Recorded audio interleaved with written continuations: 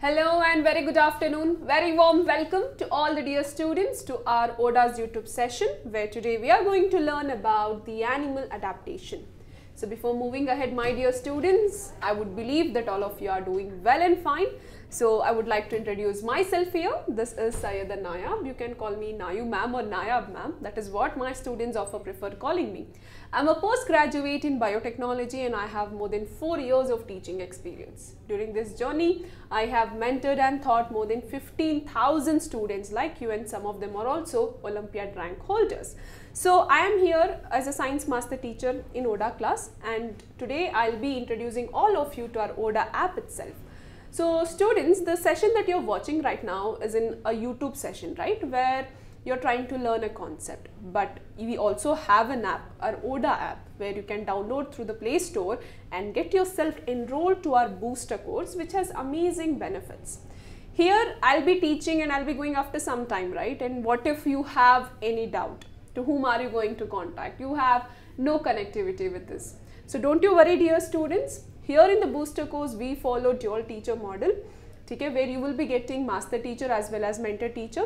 It's a 1 week of amazing program where you are going to get 6 sessions, 3 of math and 3 of science, as I said, with the dual teachers of ODA class.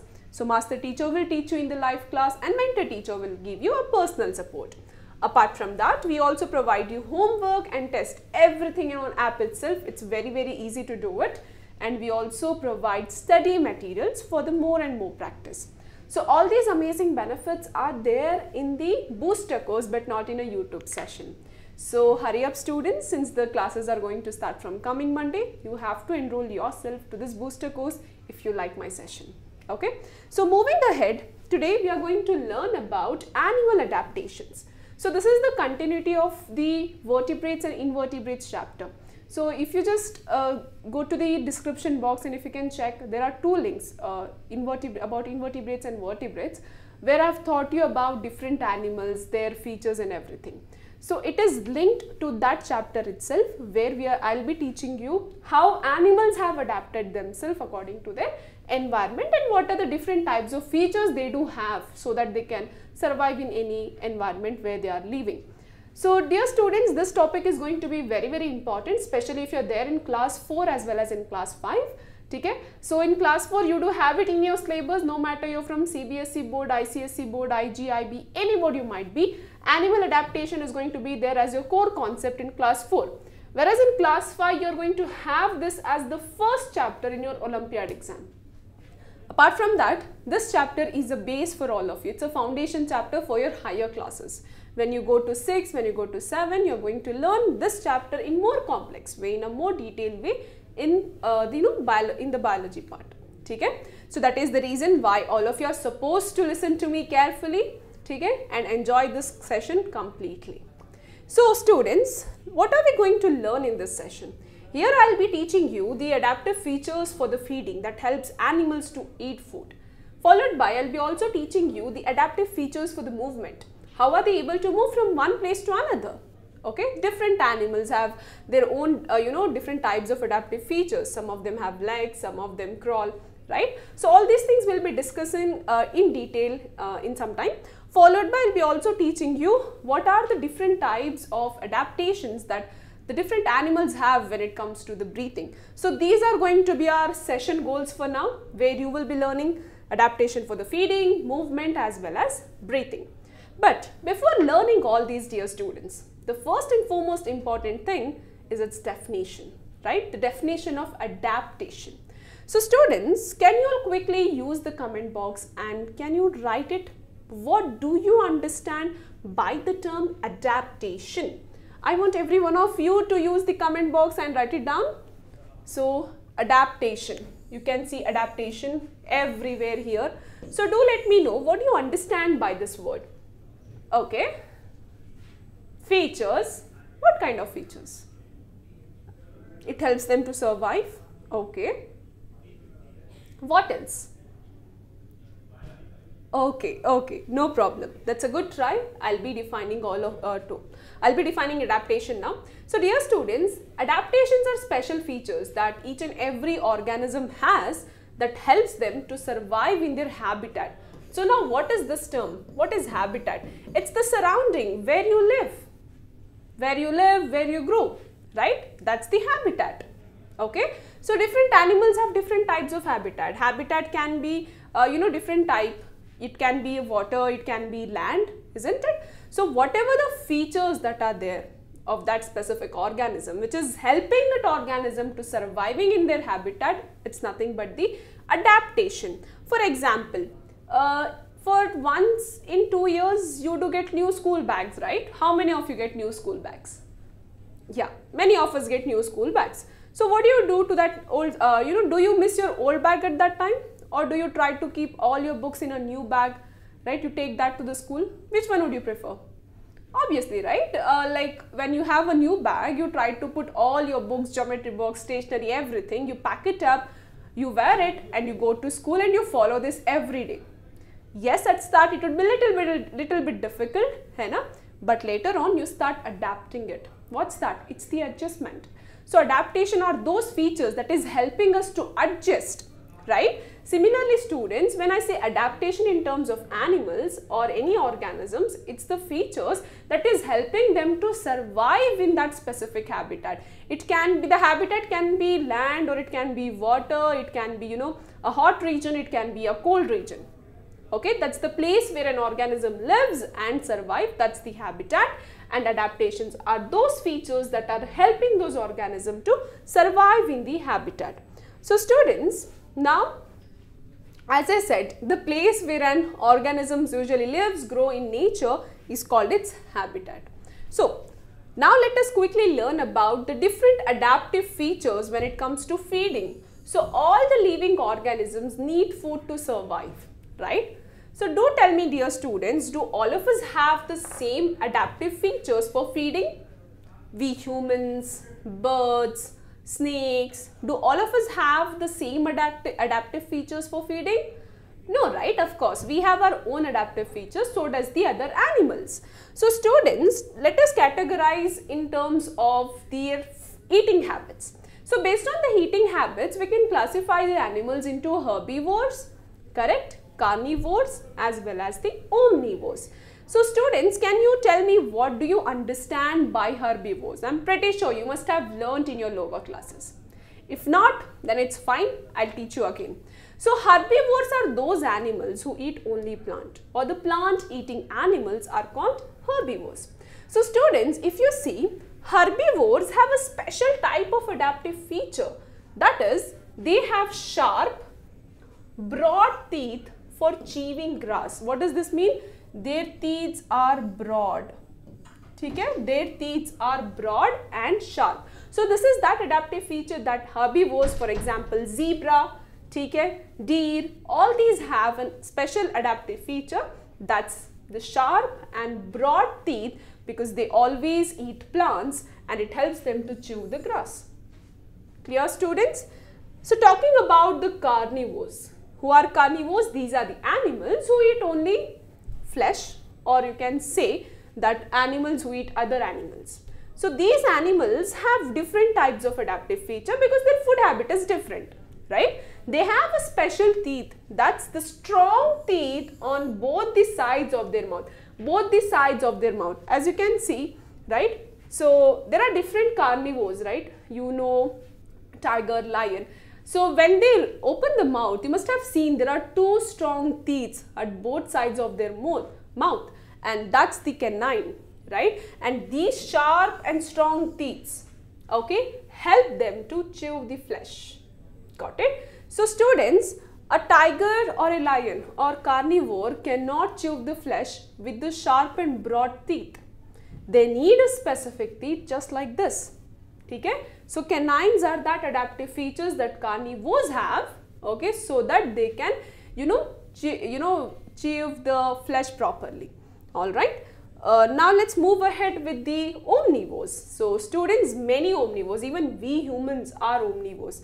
So there are different food habits, right? Omnivores are those animals who eat both plants as well as animals or their products. Okay? So we have a special type of teeth, that is, we have sharp teeth so that we can rip through muscle tissue or to eat the flesh, and then we have flat molars that help them to grind the plant matter. So what do we have? We have both sharp teeth, okay, and we do have flat molars, so that we can eat both plants and animals. So this is an adaptive feature that all the omnivores have. So now I'm going to show you a quick teeth pattern when it comes to carnivores, herbivores as well as omnivores.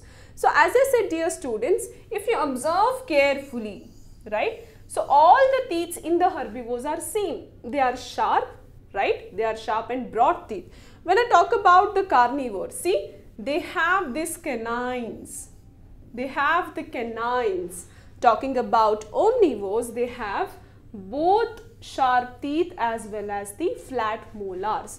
So this is the teeth pattern, okay, based on the food habits. So if we talk about humans, we are omnivores and we have this pattern. Clear, students? Now if you observe carefully, see, these are the different adaptive features that animals have according to their food habits. So this is about the animals. Now students, this special this special animal has a question for all of us. So it's asking, a rooster is asking all of us, do I have teeth? What do you think? Do I have teeth? Have you seen the teeth of rooster or even hen? Have you seen the teeth? They are birds, they are animals. Why don't they have teeth? Yes, students, you're right. They do not have teeth, but they have beak. So birds have beaks, and this is one of the amazing adaptive features that they have. They have beaks instead of teeth. And students, please note, all the birds do not have same beaks again. Okay? They don't have same beaks. Again, it depends upon their food habits. So for example, students, these sparrows, okay? For example, seed eating birds, they have a short and pointed beak. If you see the beak of sparrows, it is sharp, it is short as well as it is pointed, right? It is pointed. So this depends again on the different types of birds. So even in birds, there can be herbivores, omnivores and carnivores. If you see the sparrow, it has a short and pointed beak. The beak is very short and it's pointed. It's pointed. Okay? So that they can, eat the seeds properly. Then we have this amazing bird, that's the parrot. If you see, the beak of the parrot and beak of the sparrow is not same. So the beak of the sparrow, it's like a hooked beak, right? Na? It's like a hooked beak. So it's like this, right? It's a hooked beak. Why? Because this is a bird which eats the fruit. So fruit eating bird, just like parrots, have beak which looks like a hook, and this helps them to dig into the fruit. Similarly, students, duck, they have other type of beak. Okay, so they have a flat beak, okay, which is broad, flat and broad, and they have holes on both the sides because they dig into the water, dig into the mud to take insects, right, to eat insects or the plants. So what happens is they try to filter it through that of the from the holes. All right. So that's about the adaptive features of the birds when it comes to the feeding. Now, how about the adaptation for the movement? How do animals move?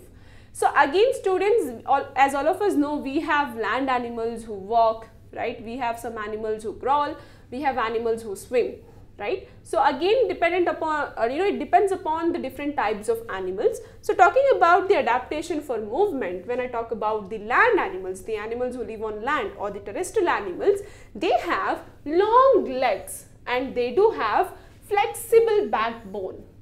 This is one of the important feature of the terrestrial animal, students, that they have long legs and the flexible backbone. Why? So that they can walk or they can jump or they can run properly. They do have a flexibility in the movement, just like this deer, right? Because of this long legs, it runs so fast, right? It runs so fast. Why?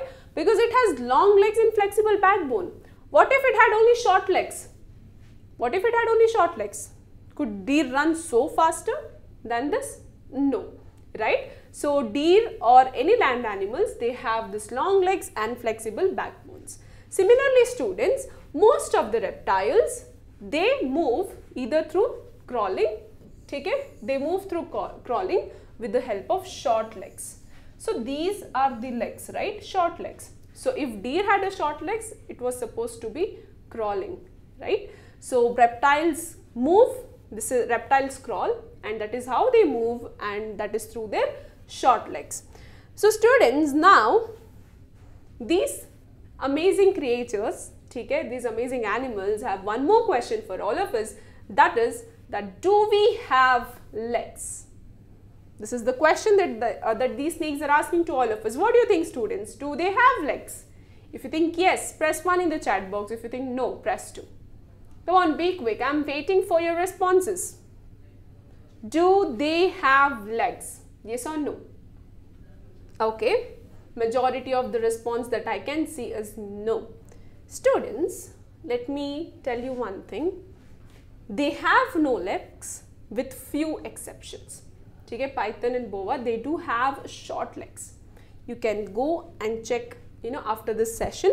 Okay, there are 2 exceptions when it comes to the snakes. Most of the snakes do not have legs. So talking about aquatic animals, how do aquatic animals move? Aquatic animals are those animals who live in water, right? And these have the special types of features, students, that is, they have a streamlined body.